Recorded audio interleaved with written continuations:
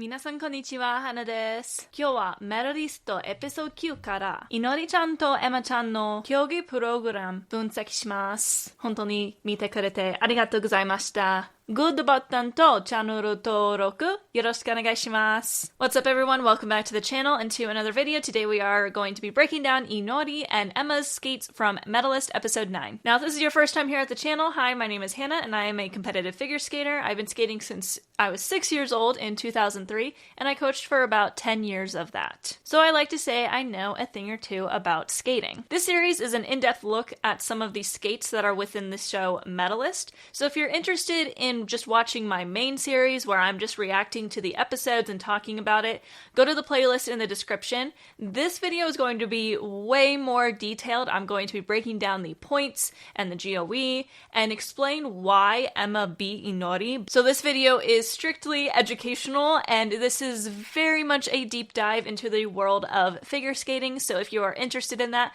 stick around for this because we're going to go over a lot of details. And the goal of these videos is to really help you understand the way figure skating scoring works so that if you do watch skating on TV, like real life skating, and you see that score box in the corner, you actually know kind of what is happening. When I reacted to episode 9, I did mention a couple things. Emma was doing much more difficult jumps than Inori was.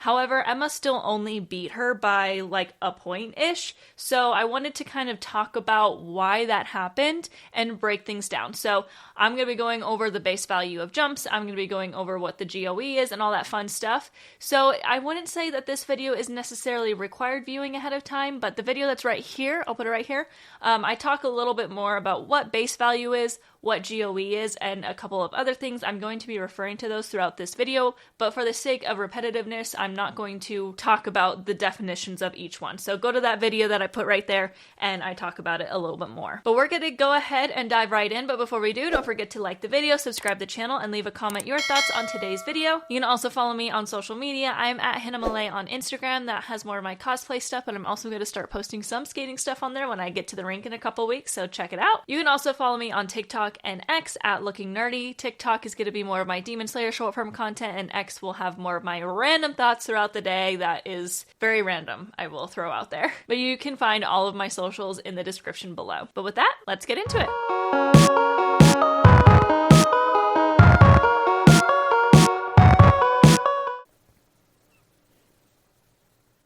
Alright, first element, a single axle. A single axle is worth 1.10 points. And I would say each judge probably gave her a +1, which would give her about an extra 0.10 on GOE. So we're going to give her 1.20 points for this element.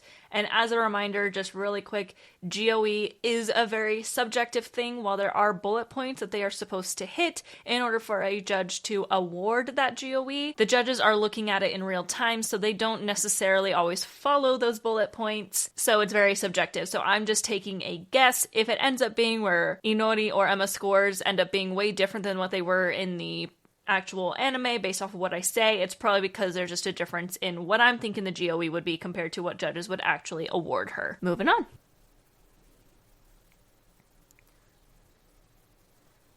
Double Salchow. A double Salchow is worth 1.30 points. Once again, I would say the judges gave her probably a +1 due to the speed and flow of the jump, meaning she'll get about 0.15 grade of execution added to the jump.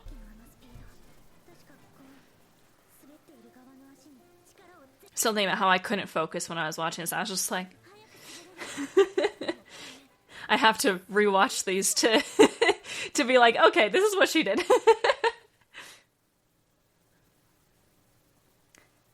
Double loop.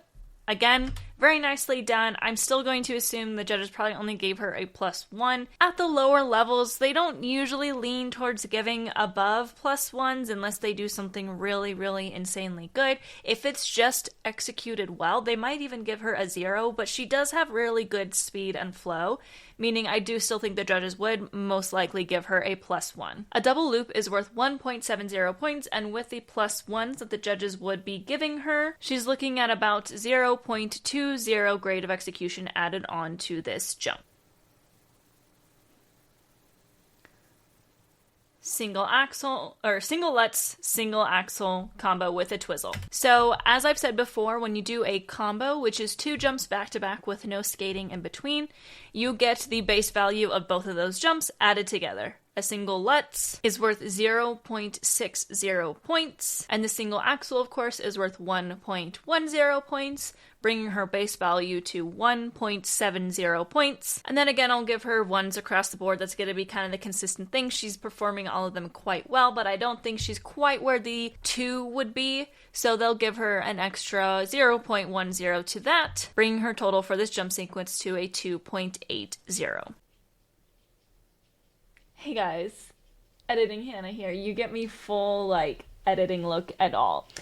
I'm not a mathematician, and I'm not trying to ever say that I'm a mathematician. I'm a figure skater. And I am fully aware that I failed to just do simple math, because a Lutz is worth 0.6 points, and an axle is worth 1.10 points, which would actually bring our total to 1.70, and 1.80 is the total, not 2.80. And believe it or not, for the entirety of the rest of this video, I did not realize my math mistake. So, did I ruin the video? No. However, what I need from all of you is to just pretend that I said 1.8, not 2.8. And just deduct 1 point from the rest of this, and that will make the end a little bit mushy, but it doesn't affect a ton of stuff, because at the end of the day, Inori lost. Anyway, yeah, I don't realize that math mistake for the entire video, so I apologize. I will make sure the text that I put as I finish editing this is correct, and I'll fix what I'm verbally saying and write what is actually correct, because I'm a figure skater. I'm not ever saying that I'm good at math. Anyway, yeah, you got the full editing look for this, because I deserve it. I deserve to be laughed at for this. So anyway, back to the video.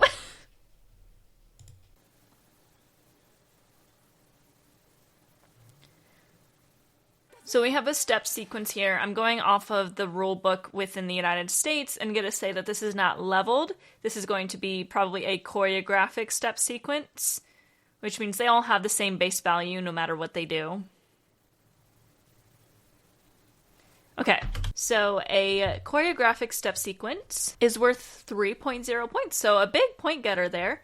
And it was kind of hard to tell. I'm just going to go with the same flow that I've been going with and say the judges gave her +1s across the board because it looked very well done. And I actually have a protocol up in front of me where it is the choreographic step sequence. Someone is saying it's worth 2 points though. It might be different based off of level. So we're going to say it's worth 2 points instead of 3 points just because she is a lower level. So 2 points. And this protocol has this at all 1s across the board, and they got an extra 0.33 added to it, meaning she got 2.33 points for the step sequence. Okay, and we've got our final big element, a flying sit spin.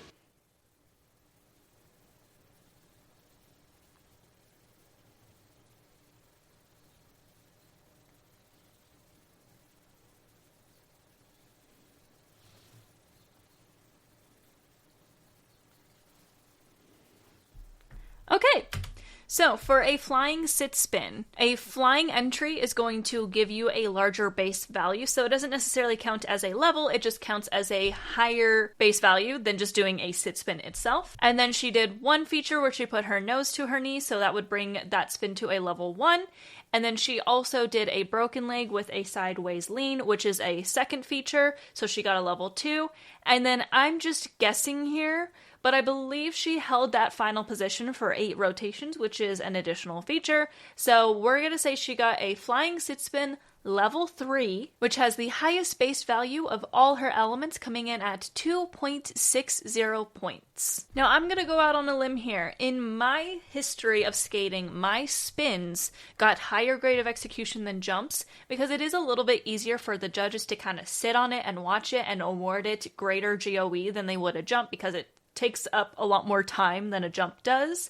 So I'm going to say that the judges gave her a +2 across the board on this spin. Spins are incredibly difficult to keep speed throughout the entire spin, especially when one of your features is 8 rotations. I don't think y'all realize how much effort goes into doing an 8 rotation spin. So I'm going to say she got +2s across the board, which would be about a half a point added to her grade of execution, bringing her total on the spin itself to 3.10 points, a very big point getter. That brings her total element score to 12.78 points, and then of course there is the second mark, which is the program component score, otherwise known as PCS. There are 3 factors into this. There is performance and execution, which is based off of your overall performance.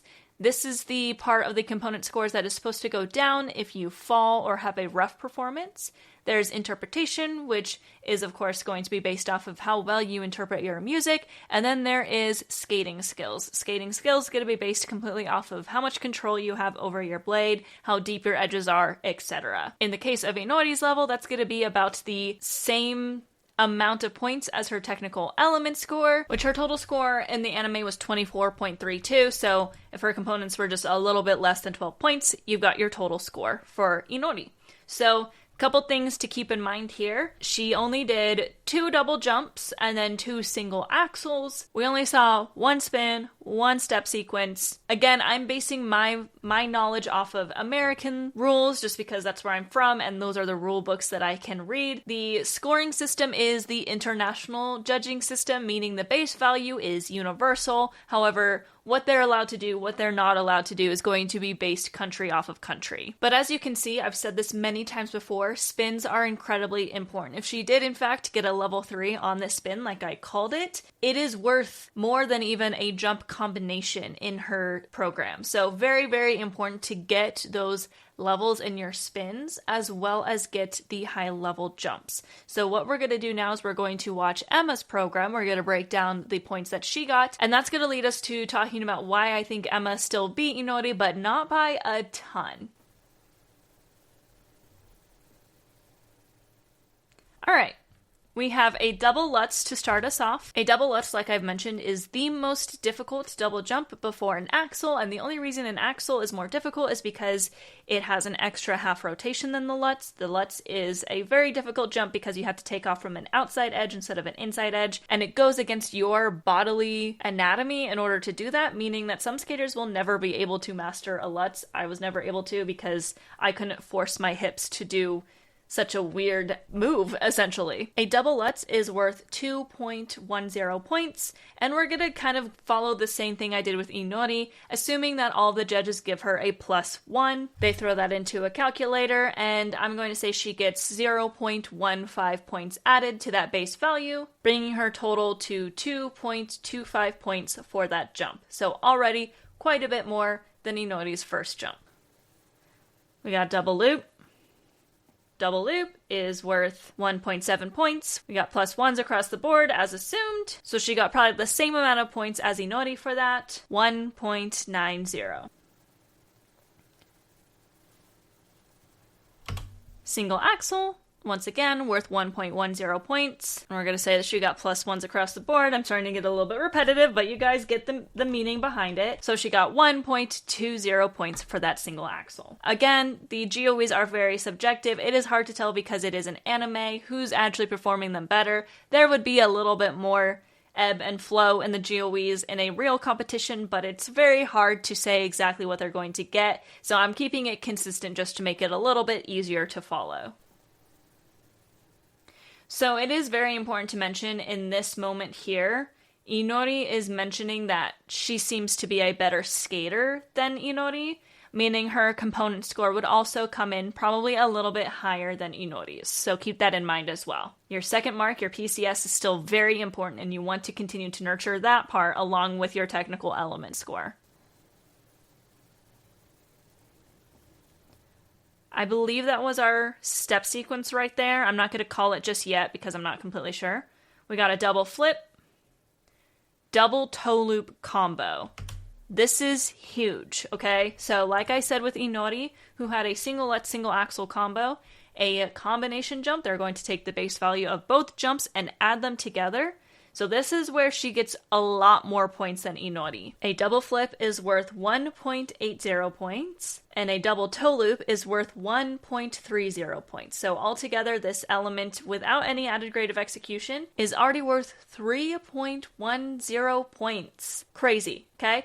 Inori did have an element with that base value, but that was her spin, which automatically starts a little bit higher. And then if Emma got +1s across the board, she got about 0.25 points added to that, bringing her total for this element 3.35 points.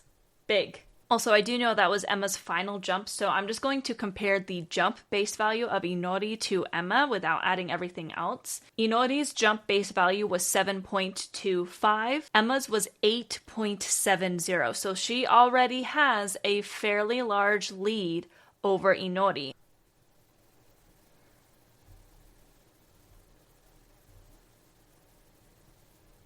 So that was her step sequence, we're going to say. Same as Inori, she can't get a level because of the low level that she is in. So we're going to say the base value of that was 2.0 points. But because they're making it obvious that she seems to be a better skater than Inori, I'm going to give her slightly higher grade of execution on that. I believe I gave Inori +1s on that, but I'm going to give Emma +2s on that, which would give her about an extra 0.60 points based off of the protocols I am looking at, bringing her total to 2.60 points for that step sequence.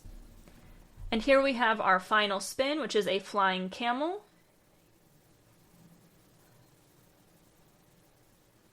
Okay. Now, here's what is interesting. That was a flying camel spin, which again, the fly is not a level in itself, but the base value is more than just a regular camel spin. However, I did not see any features in this. She did not do any special positions in the camel, and she did not hold it for 8. I only counted 5 to 6 rotations, depending on when they started it, and it's anime, so it's kind of hard to count. Meaning, I believe she just got a base value for this flying camel spin, which is only worth 1.6 points compared to Inori's flying sit spin with a level 3, that's worth 2.6 points. So now we're starting to even out here with the technical element score. However, she did that flying camel spin very, very well, so I'm going to give her +2s across the board. But the base value was lower than Inori, so we're going to give her an extra 0.40 points for that grade of execution, bringing her total base value of this element to 2.0 points. A big difference from Inori's 3.10 points. But the keyword is almost. Emma's total element score that I have on here is 13.30 compared to Inori's 12.78. Her total score was 25.57, which is a little over a point better than Inori's. So that small lead that she had in the technical element score plus a little bit of extra PCS is why Emma won. Okay, so I hope that was easy to follow. Let me know if you want me to break things down a little bit better than that. It is a little bit difficult because, like I said, grade of execution is a big player within the figure skating world and the scores that you get. However, it is a little bit subjective because judges don't tend to follow those bullet points that they are presented with.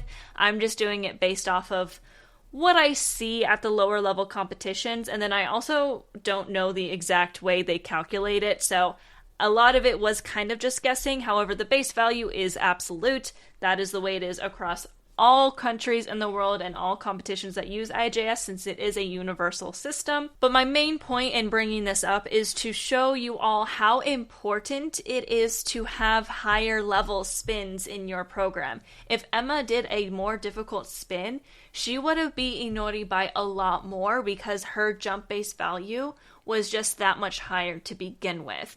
But it also goes to show at these levels that a good spinner can keep up with a good jumper because their scores were closer than I was even originally thinking before I broke it down. So it is very important to mention that sometimes you need to really make sure you work on both sides, the jumps and the spins, and then of course the PCS, which is also very important, the program component scores. This sport is not just jumps. This sport is everything. You have to be a well-rounded skater to do well, especially at these lower levels, because there are more rules involved than at the senior level where we see someone like Ilya Malinin winning, even though you would argue that his spins and his PCS is quite a bit weaker than the rest of the field. He's still winning things because there's not really a ceiling on the jumps that he can do. At these levels, there is. You're only allowed a certain amount of jumps. You're only allowed a certain level of jumps. I would assume in this case, the double Lutz is the highest jump they're allowed to do. You are not allowed to do a double axel or higher. But in senior, they literally are like, okay, do whatever you want. So there becomes that difference. You can get away with not being a well-rounded skater if you're doing these incredibly difficult jumps that no one else is doing, if that makes any sense. I'm trying to break it down in a way that makes sense. So lower levels, you have to be well-rounded. In the case of Emma, because she had the higher jumps and the good component scores, she was still able to beat Inori even though she maybe wasn't as strong at the spin. Also of note, at this level in the US, they're doing 2 spins, not just 1. So in the US, there's even more room. I would say in this case, if this happened in the US and there were 2 spins, Inori might have still won with the less difficult jumps. So anyway, this was, again, a very information-heavy breakdown, but I hope that it helps you understand the scoring a little bit better and really breaks down why Emma beat Inori, but only by a little bit because of how well-rounded of a skater Inori is. That being said, that's going to be it for today's video. If you liked it, don't forget to like the video, subscribe to the channel, and leave a comment your thoughts on today's video,